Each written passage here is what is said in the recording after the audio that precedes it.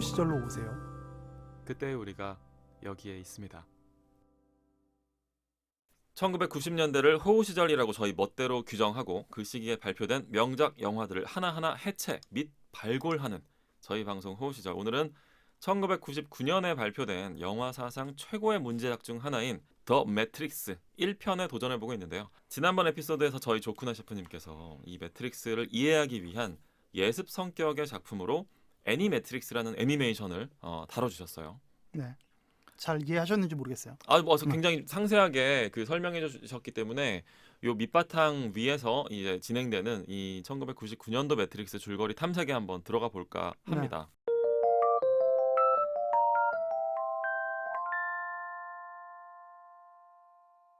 지난번에 조세프님께서 요약해 주신 그 애니매트릭스의 내용을 아주 거칠게 압축하면 결국 이거예요. 세계의 주인이 인간이 아닌 기계고 그 기계들은 인간을 자기들의 세계를 위한 건전지로 활용합니다. 그렇죠. 인간의 에너지를 빨아들여서 자신들의 문명을 굴려가는 거고요.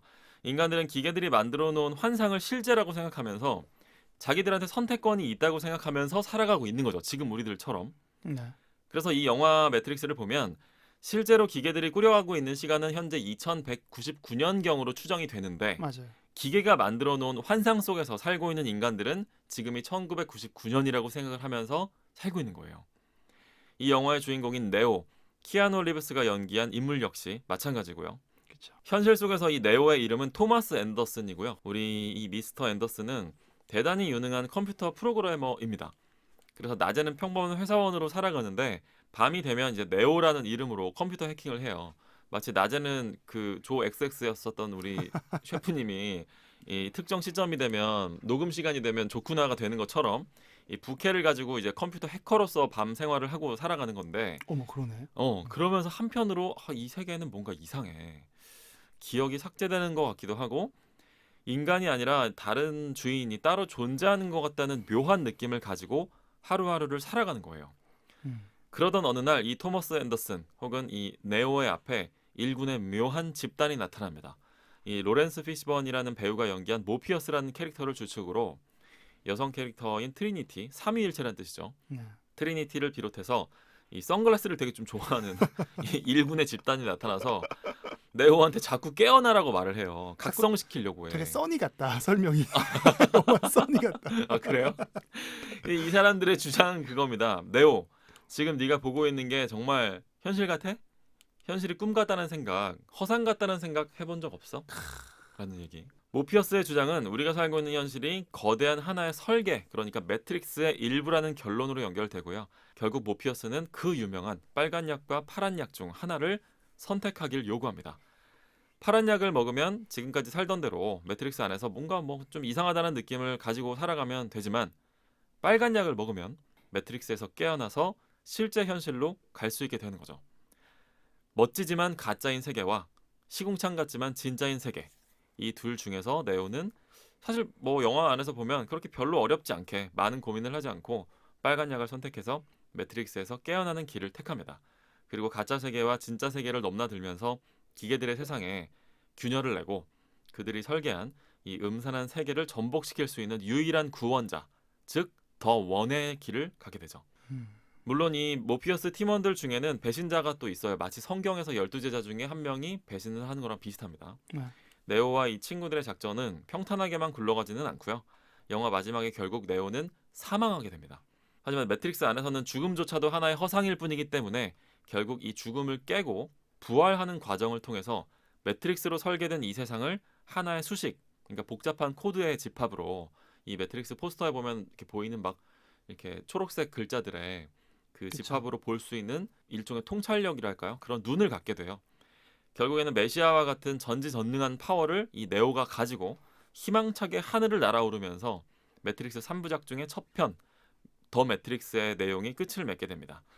이 영화의 감독인 워쇼스키 자매는 이 2편과 3편으로 가면서 사실은 1편의 내용을 다시 한번 완전히 뒤집어 엎어버리는 과정을 연출하게 되는데 그래도 일단 1편은 희망차게 끝을 내고 있고요. 저희는 일단 오늘은 1편 내용에 대해서만 말씀을 드려보도록 할게요. 예, 왜냐하면 우리가 또 이제 4편 나오는 것도 네. 1편에 어떤 이어서 음. 되는 내용도 있고 네. 2, 3편으로 가면 너무 어려워요. 사실. 그렇기도 해요. 너무 네. 어렵기도 하고 그 1편만큼 또 섬세하지가 않아요. 아 그렇구나. 1편에는 되게 여러 가지 상징들이 있지만 네네. 그 상징에 대한 나름의 어떤 체계성과 논리성이 있거든요. 네네. 근데 2, 3편으로 가면 물론 2, 3편도 그렇게 해석을 할 수는 있습니다만 네. 조금 더 많이 도약하는 부분들이 있어서 네. 오늘은 1편에 좀 집중해서 이야기를 하면 될 것 같고 네 그렇습니다. 지금 제가 말씀드린 1편 내용 중에 좀 더 보강할 만한 내용들이 좀 있을까요? 좋아요. 되게 좋고 저희가 네. 하면서 네네. 이야기를 좀 더 하면 좋을 것 같고 네. 이 매트릭스 뭐 이거 가십이지만 아마 네. 들으시면 다 워낙 많은 분들이 얘기하지만 네. 지금 매트릭스 4편은 라나 워쇼스키 네 맞아요. 둘 중에 한 명만. 만 이제 제작에 참여한다고 하잖아요. 네, 각본도 혼자 쓰는 것 같더라고요. 네, 그렇다고 하더라고요. 그러니까 원래 이 사람들 이름이 레리 워쇼스키랑 맞아요. 앤디 워쇼스키입니다. 레리가 형이고 앤디가 동생이에요. 맞아요. 형제였죠. 2012년에 네. 1999 매트릭스 시리즈 다 만들고 나서 네. 나온 작품들이 계속 망해요. 아 맞아요. 뭐 예를 들면은 스피드 레이서 뭐 이런 것도 했던 것 같고 뭐 닌자 어쌔신도 있었고 닌자 어쌔신도 했던 것 같고 넷플릭스에서도 센스 에잇이라고 하는 맞아요. 작품이 네. 이제 조기 종영 당하기도 하고 뭐 그런. 굉장히 많이 그래서 90년대 후반에 90년대 말에 그렇게 각광받고 촉망받았던 거에 비해서는 네. 조금 거품이 아니냐라는 얘기들도 뭐 나오는 것 같은데 네. 아무튼 레리 워쇼스키 2012년에 성전환 수술을 했고 네. 동생 그래서 앤디도 2017년에 또 네. 네. 했더라고요. 그래서 라나와 릴리가 돼서 아 그렇구나. 마치 이경업 선생님이 하리수 선생님으로 된 그쵸, 거랑 그쵸. 비슷한 거죠. 네, 그래서 네네. 라나 워쇼스키가 원우 씨 설명대로 네. 4편에 어떤 메가폰을 잡았다는 내용인 거고요. 네.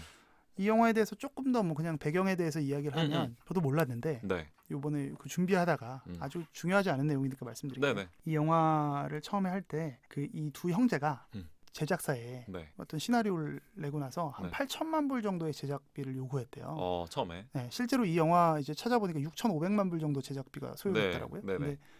근데 제작사에서 우리 1,000만 불밖에 못 준다. 사실 1000만 불이요? 네, 아, 네네. 1,000만 불. 그러니까 네. 90년대 후반에 1,000만 불이면 근데 또 되게 큰 돈이에요. 네, 그렇긴 하죠. 그랬는데 이걸 갖고 딱 10분만 만든 거야.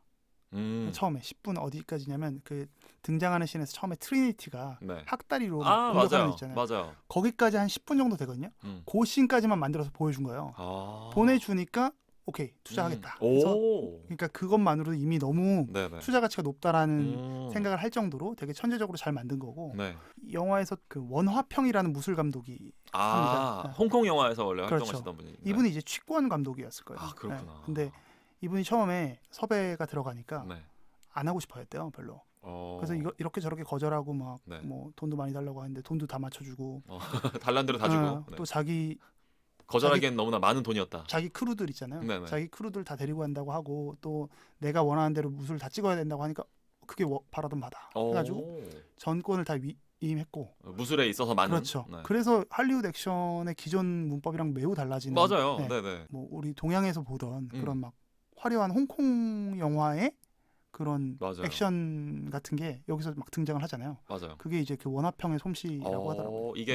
이거 매트릭스 뒤로 한 10년 정도 뒤에 이제 우리 타란티노 감독이 킬빌에서 이소룡을 재해석하잖아요. 그렇죠. 그러기 전에 이미 이제 이 홍콩 영화 무술 스타일의 이 연출을 이미 헐리우드 영화에서 할리우드 이제 막 사실 그 이후로 네. 아마 뭐 와호장룡이나 맞아요. 혹은 뭐 킬빌이나 그렇죠. 이런 부분에서 이제 할리우드에서도 상당 부분 동양적인 냄새의 액션들을 가미하기 시작한 것 같아요. 어떤 그런 면에서도 새로운 물꼬를 텄다. 의외로 이 영화를 지금 다시 보시면 뭐 액션 그냥 평범한데? 라는 생각이 드실 수가 있어요. 만약에 이 영화를 지금 그렇죠. 처음 보신다면. 네. 이거 왜 그런 거냐면 이 영화가 나온 이후로 이 영화에 나온 기술들이 다 정말 일반화가 돼버렸거든요. 맞아요. 모든 사람들이 다 쓰는 거예요. 이거를. 그렇죠. 예를 들면 그 360도 촬영 기법을 뭐 프리모션이라고 맞아요. 하던가 네, 네. 그런 거는 예를 들면 뭐 위닝 11 같은 게임에도 이제 그쵸. 이게 도입이 돼서 게임을 볼 때도 그 리플레이 영상을 우리가 360도로 돌려볼 수가 있잖아요. 이제는 스포츠 중계에서도 그렇게 그렇지. 보죠. 네. 맞아요. 그게 당연했던 게 아니라 맞아요. 이 매트릭스라고 하는 영화가 출시되고 난 이후에 일반화된 그 확산된 측면이 되게 많다는 점에서 어떤 원형을 이루고 있는 대단한 작품이라는 거죠. 참 내용적으로 봤을 때도 아까 말씀하신 동양 철학 혹은 종교 철학 같은 깊이가 존재하는 한편 이 또 액션과 시각적인 분야에서도 특수효과 부분에서도 대단히 위상이 높은 작품이라고 할 수 있습니다. 이 영화가 제72회 아카데미 시상식에서 편집상, 네. 음향상, 네. 음향편집상, 시각효과상을 수상했다고 하더라고요. 네. 찾아보니까 다 그럴 만해요. 뭐 그럴 만한 네. 작품이고 되게 재밌는 게 미 의회 도서관에서 아, 영구 보존 자료로 보관되고 있대요. 아 그렇구나. 그러니까 이 영화만큼은 네. 어떤 20세기의 어떤 기념비적이 뭐, 전 뭐 문화유산이라고 생각하는데 유네스코 세계문화유산 그렇죠. 같은 네. 거죠. 네. 그렇게 보관할 가치가 있다라는 음. 뭐 결정을 한 게 아닐까. 너무 쩌렁쩌렁하게 저희가 홍보를 하고 있는데 아, 쩌렁쩌렁한 영화가 맞긴 하니까요. 워낙 대단한 영화여서 네. 저희의 정말 호우 시절에 정말 많이 흥분하면서 봤었던 영화입니다. 제가. 그러면 이제 영화 더 매트릭스의 인물 소개를 통해서 네. 저희가 이 영화에 대한 좀 더 구체적인 부분들을 한번 짚어보도록 하겠습니다. 인물들에 대한 얘기를 한번 나눠볼까 하는데요. 일단 주인공 얘기부터 안 할 수 없겠죠. 2021년 기준으로 이젠 벌써 58세가 된 키아누 리브스라고 하는 대배우가 연기한 토머스 앤더슨 혹은 네오라는 이름의 인물이 일단 중심을 이루고 있는데 그렇죠. 이 사람은 어떻게 보면 될까요? 일단 키아누 리브스가 네. 진짜 뱀파이어 같아요. 정말 너무 대단한 것 같아요. 너무 안 늙지 않아요? 그 리저렉션 예고편을 보면 네. 비슷해요. 그냥 수염만 맞아요. 길렀어. 이 사람 처음 본 영화는 저는 스피드였거든요. 아 스피드가 네, 있군요. 1995년인가 94년인가 나온 그 정도 영화인데 됐을 거예요. 굉장히 재밌는 영화죠. 맞아요, 산드라 맞아요. 블럭이랑 같이 나와서. 그 달리는 버스 안에서 그렇죠. 그 버스가 납치를 당했는데 기차인가요? 버스예요, 버스가 네. 만약에 속도를 낮추면 폭발하는 그런 그렇죠. 설정이죠. 그래서 그 속도를 유지하면서 이제 버스를 다시 되찾아야 되는 뭐 그런 내용. 일종의 키아누 리브스를 스타덤에 올린 맞아요. 작품인데 네. 정말 그때도 너무 잘생겼잖아요. 네. 근데 지금도 봐도 네. 그렇게 큰 어떤 세월의 변곡점이 없었던 정말 것 그런 같은 것 같아요. 네. 생각이 드는 정말 미남. 전 최근에 이번에 매트릭스 방송 준비하면서 그 데블스 애드버킷도 다시 한번 봤거든요. 정말 좋은 영화죠. 거기서도 근데 뭐 지금이나 뭐 비슷한 느낌으로 나오고 네. 있더라고요. 맞아요. 너무 그건 아마 신기한 97년작 정도 맞습니다. 될 거예요. 네, 너무 네. 신기한 배우예요. 이 영화 속에서 키아누 리브스는 이제 토마스 앤더슨이라는 이름과 네. 또 동시에 가상 세계가 아니지 진짜 세계에서 오히려 네오라는 이름이 그렇네요. 네. 사실 매트릭스 안에서의 이름이 토마스 네, 앤더슨이고요. 맞습니다. 영화 속으로 좀 들어가 보면 네. 영화에는 이제 매트릭스라는 시뮬레이션 세상과 네. 매트릭스가 아닌 진짜 리얼 월드로 나뉘죠. 맞아요. 이제 이 세계관을 제가 자꾸 말씀드리지만 음. 거의 모든 인류가 이제 기계의 배터리로 존재하고 있는 거잖아요. 맞아요. 지금 현재. 네. 그래서 그들 자신은 이제 매트릭스 안의 세계를 살아낸다고 실제 세계라고 믿으면서 살고 있는 거고. 네, 지금처럼 그 저희처럼. 중에서 어떤 일부는 음. 한 1% 정도 되는 사람들만 네. 이 세계가 좀 뭔가 이상하다라는 점을 인지하는 거예요. 네, 그 중에 하나가 네오인 거죠. 그렇죠. 네, 왜냐하면 기계가 만든 세상이잖아요, 매트릭스가. 네. 이 세계를 조금 더 설명을 드리는데 음. 네오를 설명하기 앞서서 이제 여러 가지 계산에 의해서 존재하는 가상 세계고 네. 이 계산이라는 게 이제 필연적으로 어쩔 수 없이 오차가 생길 수밖에 없는데 그렇죠. 일종의 뭐 아주 쉽게 얘기하자면 뭐 나머지라고 할게요. 그 나머지들이 이제 소분돼서 발생하는 오차들이 생기는 거죠. 네. 뭐 그리고- 코드의 그 버그 같은 거죠. 그렇죠. 네. 그 오차의 존재에 대해서는 이제 이미 뭐 매트릭스 안에서도 음. 그러니까 이 기계들도 알고 있어요. 원래는 토마스 앤더슨 역시 컴퓨터 세상의 관점, 매트릭스의 관점에서 일종의 버그예요. 왜냐하면 기술의 그렇죠. 어떤 문제점을 인식하고 있는 거기 네. 때문에 일종의 기시감을 통해서 무언가 잘못되어 있음을 감지하고 있는 캐릭터고 네. 그래서 토마스 앤더슨이라는 인물이 결국 진실과 진리에 대한 탐구를 시작하죠. 네오는 가만히 있는데 찾아오는 거 아니에요? 그 사람들이? 아니죠. 근데 그 계속해서 매트릭스에 대해서 질문을 하고 있었죠. 아, 네. 스스로. 계속해서 네, 매트릭스는 무엇인가에 대한 이상한 네, 네, 그 맞아. 궁금증을 그 맞아요. 토마스 앤더슨은 갖고 있었고 네. 그랬기 때문에 그 선택에 왔을 때 빨간 약을 별로 망설임 없이 선택하는 그렇죠. 거죠. 네. 그래서 사실 모피어스가 그의 활동을 보고 접근하는 거죠. 아, 네. 그렇구나. 근데 이제 이런 그의 캐릭터가 원래는 직장인이고 또 가상세계에서는 해커잖아요. 네. 토마스 앤더슨의 이름에서도 오. 사실 여러 의미를 해석할 수 있는 것 같아요. 오. 되게 일단 뭐 어떡해요? 기본적으로 네, 네. 앤더슨이라는 이름 자체가 네. 인자, 사람의 아들이라는 개념이래요. 아, 그래요. 그 이름의 어원이. 네, 네. 아, 그렇구나. 이런 얘기 처음 썬인가? 듣네요. 뭐 해서 네, 네. 이건 굉장히 많이 나오는 거고. 네, 네. 그리고 이 앞에 있는 토마스라는 말 있잖아요. 그거는 또 뭔가 성서에 있을 것 같은데. 이게 뭐냐면 성서에서 예수를 자꾸 의심하는 제자가 있어요. 음. 그 도마라는 제자가 있어요. 아, 네. 이 도마가 그래서 뭐 예수의 갈빗대를 만져보고 나서 오, 예수의 오. 부활을 인정하는 네네네. 제자잖아요. 음. 그래서 토마스 앤더슨이라는 게 어떤 사람의 아들이기도 하고 네. 동시에 음. 도마처럼 계속해서 의심하는 인물을 보여줄 수 그렇구나. 있는 거죠. 아, 되게 이름 잘 지었네. 그 의미가 있는 그쵸. 장면이군요. 네. 네. 그리고 이 사람에 대해서 뭐 아까 원우 씨도 네. 그 처음에 줄거리 소개해 주실 때 했던 것처럼 네오라는 이름을 네. 다시 스펠링을 알파벳 철자를 다시 조합을 해보면 네. 원이라고 해가지고 맞습니다. 일종의 메시아 음. 어, 일종의 디지털 예수처럼 그렇죠. 네. 이렇게 나타낼 수 있는 거고 네. 그리고 일종의 모피어스의 네. 그 뭐라고 해야 그 돼? 배라고 해야 함선? 되나? 네, 함선이라고 네. 해야 우주선? 되나? 네. 우주선의 선실에 네. 마크 3 넘버 11이라고 써 있어요. 네, 네. 마크 3 넘버 11. 이게 이제 마가복음 3장 11절을 의미하는데 네, 네, 네. 암시하는데 네, 마크가 마가니까 그쵸. 한국식으로 읽으면. 여기에 성서에 이렇게 기록되어 있거든요. 더러운 귀신들도 어느 때든지 예수를 보면 그 앞에 엎드려 부르짖어 이르되 당신은 하나님의 아들이니이다 하니라는 구절이 있어요. 당신은 하나님의 아들이니이다. 네. 즉 인자죠. 그래서 음. 여기서 여러모로 네. 토마스 앤더슨은 예수를 상징한다. 완전 작정하고 갈아 넣었네요. 이런 디테일들을. 그렇죠. 이런 의미들을 좀 발견할 수 있고요. 네. 근데 제가 설명드린 대로만 보면은 음. 이 관점으로 보면 디지털 예수인데 네. 그렇지만 네오가 네. 그렇다고 해서 예수와 꼭 같은 길을 걷는 건 아닙니다. 어떤 의미에서? 제가 왜냐면- 생각하기로는 예를 들면 한번 죽었다가 부활하는 것도 이건 뭐 완전 예수의 행적을 의미를 또 얘기할 수 있지만 네. 그렇지만 예수는 네. 성서에 기록된 바에 의하면 음. 이렇게 많이 죽이지 않아요, 사람을. 몽땅 다 죽여버린다. 그렇지. 살리는 분이지 오히려. 그죠? 네. 엄청나게 많이 죽이고 네, 네. 또 이거 2편 3편으로 가면 네. 그 네오가 일종의 데우스 엑스 마키나라고 마키나라는, 해서 네. 그 기계의 세상의 절대 1인자와 음. 일종의 타협을 하는 장면이 나오거든요. 거래를 한단 말이에요, 얘네가. 네. 그런데 기독교적 세계관에서 예수는 사실 있을 수 그런 없는 존재가 일이죠. 아니죠. 네. 그래서 예수의 이미지를 상당 부분 차용했지만 완전히 예수로만 해석하기에는 또 무리가 있다라는 거고요. 서구 사람들의 어떤 세계관을 네. 집합시키기에 좋은 부분이 유대교와 어떤 기독교가 아니겠는가 네. 이렇게 생각을 하는 거고요. 기초 교육에서 다 이제 흡수를 받는 부분이니까. 그렇죠. 그 사람들이 갖고 있는 세계관이니까. 네네.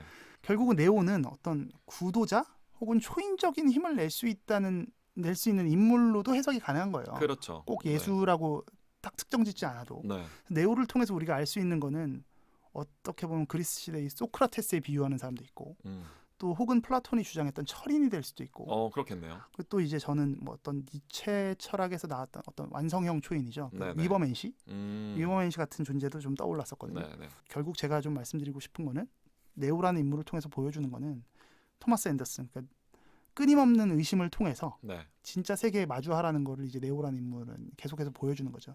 그때에서만 비로소 당신의 의심이 더 이상 의심의 세계에서 gat혀 있는 것이 아닌 리얼 월드에서 살아남는 한 사람이 될 수 있는 거를 보여주는 그가 되는 거죠. 이제 네오에 대해서 그냥 쭉 다 해설을 한 건데. 네. 그러니까 매트릭스 1편과 2, 3편이 되게 이질적으로 많이 느껴지는 부분이 많은 것 같아요. 맞아요. 저희가 오늘 뭐 2, 3편 얘기를 할 건 아니지만 이 매트릭스 2, 3편은 사실상 2편의 릴로디드, 3편의 레볼루션이라는 그 부제가 붙어 있지만 사실 이 2, 3편은 그냥 한 편이라고 보면 돼요. 그렇죠. 합쳐져 있는 한 3시간짜리 영화라고 보면 되는데 같이 만들었고. 네, 그런데 1편에서는 기독교적인 해석과 다분히 예술을 연상케 하는 이런 연출을 하고 2편과 3편에서 그걸 전복시키는 과정을 통해서 또 다시 한번 질문을 던졌다고 보거든요. 네. 그래서 적어도 1편에서는 그 성서를 많이 차용하고 있고 얘기를 듣다 보니까 더 그런 디테일들이 많이 발견되는데 게다가 뭐 여주인공이라고 할 수 있는 트리니티한테도 뭐 삼위일체라고 그렇죠. 하는 의미를 갖고 있는 이름이니까 사실 제가 네오만 이렇게 길게 할 거고 나머지를 이렇게 다 길게 하지는 않을 건데 네오는 이제 뭐 토마스 앤더슨이 살고 있었던 집은 101호고요. 네네네. 그리고 이제 트리니티가 살고 있는 방은 처음에 나오는 방은 303호고요. 나중에 네오가 막 영화의 막바지에 가면 어디로 가라고 하잖아요. 모피어스가. 그 방은 303호거든요. 그러니까 결국은 삼위일체를 또 상징하는 거기도 하죠. 토마스 앤더슨 101호에서 이 방번호도 사실 다 하나하나 상징이 있다라고 보면 될 것 같아요. 그런 촘촘한 디테일들이 어느 한 방향을 지금 가리키고 있다는 느낌을 받게 하는 이 네오라는 캐릭터였던 것 같아요.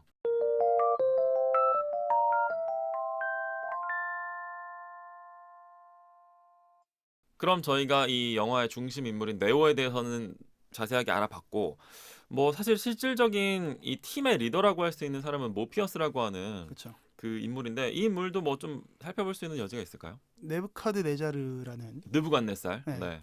성서의 느부갓네살이죠. 그래서 느부갓네살호의 함장이고요.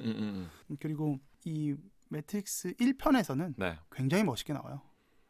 네네. 2, 3편에서는 안 그런가요? 2, 3편에서는 조금 그렇게까지 멋있지는 않아요. 그러니까 약간 원래 그 우리 무슨 드래곤볼 같은 거 보면 네네. 아 그쵸. 처음에 상대할 땐 되게 세다가 맞아요. 나중에 가면 되게 핫바리가 되잖아요. 뭐 처음에는 그때 말씀하셨잖아요. 뭐 처음에는 막 10이고 막 20이고 대단한데 그쵸. 이랬지만 나중에는 막 10억 이렇게 내버리면 이렇게 가버리니까 그때 걘 뭐였지? 이렇게 된다고. 약간 그런 느낌인데 네네. 일종의 선지자, 메시아가 올 거야라는 걸 이제 미리 얘기했던 네, 사람들처럼 선지자의 포지션이죠. 그래서 매트릭스 안에서 네오를 계속해서 찾았던 사람이고, 네네네.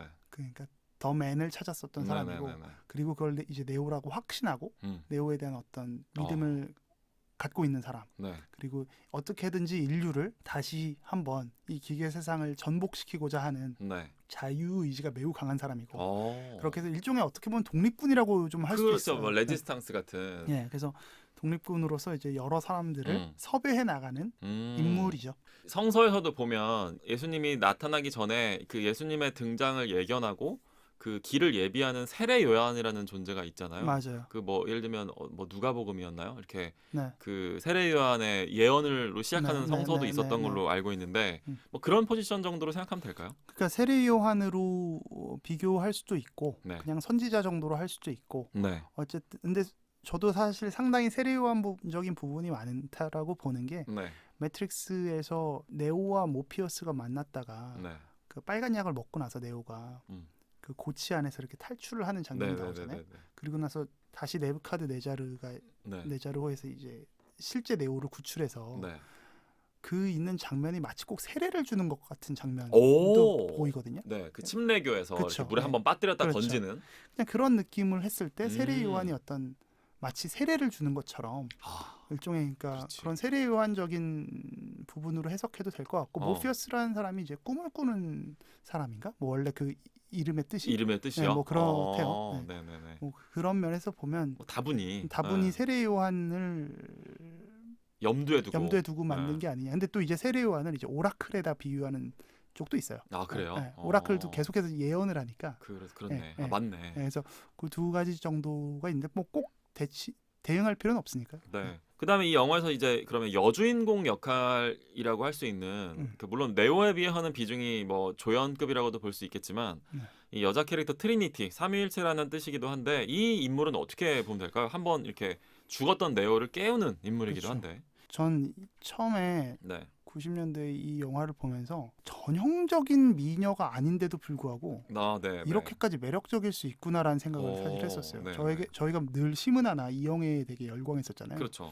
그런데 이 트리니티 역을 했었던 배우가 워낙 트리니티라는 배역이 너무 멋있고 그냥 되게 중성적이지만 너무나 카리스마 있고 의리 있고 또 헌신적이기도 하고, 그렇죠. 이런 부분을 보면서 되게 매력을 느꼈었던 제가 와 진짜 걸크러쉬하다라는 생각을 했었던 캐릭터인데, 어떻게 보면 그 진짜 말씀하신 걸크러쉬라는 개념을 되게 앞서서 이렇게 좀 도입했었던. 그 웬만한 남자들 다 패고 그냥 발라버리죠. 그냥 정말 멋진. 그래서 네오의 연인이기도 하고요. 네오 이전에 이미 네오와 비슷하게 이 매트릭스 세계에 대한 어떤 의구심을 품으면서 진행했었던 어떤 천재 해커라고 할 수 있고, 일종의 이 사람도 역시 아나키스트라고 볼 수 있겠죠. 레지스탕스 일원이고 나중에 이제 네오가 이건 뭐 2, 3편 나가는 내용이긴 하지만 네오가 조금 그 결정의 순간이 왔을 때 인류를 구원할 것인가 아니면 이제 트리니티와의 사랑을 선택할 것인가 해서 이제 선택을 하게 만드는 또 그런 캐릭터이기도 했던 것 같아요. 그다음에 이 네오 일행을 집요하게 쫓아다니면서 자꾸 괴롭히는 이 선글라스 낀 스미스 요원이 또 있거든요. 뭐 일종의 악역이라고 볼 수 있는 캐릭터인데 이 인물은 무슨 바이러스처럼 이 매트릭스 안에서 여기저기 옮겨다니면서 막 그 어떤 인물을 잠식해서 그 인물로 변신하기도 하고 또 공간을 초월해서 이 키아누 리브스 네오를 괴롭히는 인물로 나오는데 이 스미스 요원의 의미는 어떤 걸로 볼 수 있을까요? 이게 이제 스미스라는 말이 원래 그 대장장이라는 뜻을 갖고 있대요. 그래요. 그 영어 이름에서 스미스라는 말이. 그래서 일종의 백신 프로그램이죠. 이 매트릭스 안에서. 그렇게 볼 수 있겠네요. 기계들의 관점에서는. 그렇죠. 그러니까 일종의 이 안에서는 요원이라고 불리는데 그 이 요원들이 네오와 같이 혹은 모피어스와 같이 이 매트릭스를 깨려고 하는 사람 에너지들을 계속해서 추적하고 이 버그들을. 네. 그래서 박멸하는 게 이 요원들의 미션이죠. 근데 네. 여기서 스미스는 좀 재밌는 게 네. 1편 막바지에 나오는 건데 네. 스미스라는 인물은 또 네오의 어떤 반대 측에 속하는 그렇지만 그러니까 원래는 프로그램이잖아요. 네, 네. 스미스는. 네. 근데 이 안에서 스미스라는 인물이 조금 재밌는 게 인물이라고 할 수도 없지만 스미스 역시도 자유의지 같은 걸 나중에 좀 받게 돼요. 뭔가 본인이 좀 판단하고 진화해 그렇죠. 나가는. 그래서 다른 요원들이랑은 좀 다릅니다. 네. 스미스 자체는. 그래서 스미스가 1편은 마지막을 거치면서 2편, 3편으로 지나가면서는 결국은 네오의 가장 반대편에 있는 네오가 플러스라면 아주 마이너스에 있는 네. 가장 딱 대치점에 있는 캐릭터로서 등장을 해 나가죠. 상당히 매력적이기도 하고 네. 휴고 위빙이라는 배우가 맞아요. 연기를 했는데 너무너무 연기를 잘했어요. 인생 캐릭터였던 것 그렇죠. 같아요. 이 그리고 배우의. 이게 뭐 공포 영화는 아니잖아요. 네. 근데 스미스의 등장만으로도 상당히 어릴 때 볼 때는 맞아요. 정말 넌덜머리 난다라는 맞아요. 생각을 하면서 진짜 없어지지도 않고. 네. 영화를 봤었던 기억이 납니다. 아주 매력적인 배우였죠. 느부갓네살 호 내부에서도 악역에 해당하는 캐릭터가 하나 나왔던 것 같은데 이름이 뭐였어? 사이퍼라는 사이퍼죠. 인물이죠. 네. 이 사이퍼라는 인물은 이제 배신자 캐릭터잖아요. 그렇죠. 네. 뭐 성경으로 쭉 살펴보자면 사이퍼는 가론 유다 같은. 아 그렇죠. 예수님을 캐릭터이고. 팔아 넘긴. 근데 이제 가론 유다가 네. 우리 역사 속에서도 계속해서 악인의 상징이고 어떤 배신자의 상징이지만 또 동시에 묘한 감정의 어떤 동요를 일으키는 인물이기도 해요. 그렇죠. 뭔가 내가 저 사람을 비난할 수만은 있을까? 맞아요. 네. 이게 참 비난하고 싶은데 그의 입장을 완전히 무시할 수 없는 상당히 현실적인 캐릭터거든요. 그렇죠. 이름이 사이퍼라는 점이 어떤 학자는 그러더라고요. 이제 악마의 이름 어떤 루시퍼와 발음이 비슷하다. 그래서 그 사이퍼와 네. 루시퍼의 어떤 그런 점에서 착안한 게 아닐까라는 견해를 밝히시는 분도 봤습니다. 네. 이 사람의 관점은 이거예요. 진실보다는 차라리 무지가 낫다. 진실을 아는 것보단 무지 잘 모르는 게 낫다. 굉장히 파워풀한 그렇죠. 유혹이죠. 정신이 육체를 지배할 필요가 있나? 육체의 쾌락, 감각기관의 자극 그대로에 취하겠다는 캐릭터고, 그래서 사이퍼가 보여주는 모습은 현대적인 관점에서 보면 약간의 만모니즘 혹은 뭐 성공이나 뭐 물신주의, 물신주의에 대한 어떤 인간의 모습을 보여주는 것 같은데 정도의 차이는 있지만 우리가 사실 지금 현대를 살아가는 사람들 중에서 이걸 과연 무시할 수 있는 이 욕망을 무시할 수 있는 사람이 있을까? 뭐 이런 생각을 하기 때문에 상당히 많은 우리 안에 일종의 아포리아를 어떤 난문을 던져주는 사람이 사이퍼가 아닐까 생각합니다. 이게 이제 한 20년 지났잖아요. 네. 지금 보면은 뭐 그 욜로 같은 거, 그렇죠. You Only Live Once 네. 같은 게 뭐 예를 들면 이런 거죠. 뭐 아니 우리가 굳이 뭐 이렇게 인생의 복잡한 의미와 그다음에 그 뭐 미래의 어떤 희망과 이런 거를 추구할 여유도 없거니와 그럴 이유가 있나라고 하는 그 맞아요. 문제의식들은 지금 21세기 들어서 일단 물론 21세기의 초반부이긴 하지만 네. 지금 더 많이 나오고 있는 거거든요. 그쵸. 그래서 오히려 지금 저는 더 많은 공감을 살 수 있는 캐릭터 중에 하나가 사이퍼 같아요. 그래서 동의해요. 배신을 하면 지금까지의 기억을 모두 잊고 너를 정말 유명한 인간으로 만들어줄게. 이 매트릭스 내부에서. 너는 매트릭스 안에서 정말 유명한 모든 사람들이 너를 알고 존경하고 사랑하는 사람이 될 거야. 그 마치 우리 예전에 어바웃 타임에서 처음에 나왔었던 그 슈퍼파워 같은 거죠. 그렇죠. 어딜 가든 사랑받게 해줄게. 그렇죠. 라고 하는 그 유혹을 통해서 유혹을 받아들이는, 그래서 네오를 배신해서 궁지에 몰아넣는, 하지만 또 넓은 틀에서 보면 그랬기 때문에 예수의 네오의 죽음과 부활로 가는 그 연결점을 다리를 놔주기도 했었던. 90년대 이 영화를 처음 볼 때 이 사이퍼에 대한 해석과 지금의 해석은 저는 확실히 많이 달라졌어요. 어떻게 달라지신 것 같아요? 그러니까 제가 달라졌다기보단 네. 뭐 이건 좀 이따 빨간 약 파란 약 얘기하면서 할 내용이긴 했지만 네. 상당히 많은 사람들이 지금은 더 파란 약을 선택할 수 있지 않을까. 90년대에 비해서. 네네네. 그때는 당위의 문제였거든요. 맞아요. 근데 지금은 현실을 경험하고 있잖아요. 맞아요. 그래서 현실을 경험하면서 이런 생각들이 조금 더 폭이 넓어지고 선택지가 더 다양해졌을 거라고 저는 생각해요. 나중에 빨간 약 파란 약 이게 너무 재밌을 것 같아요.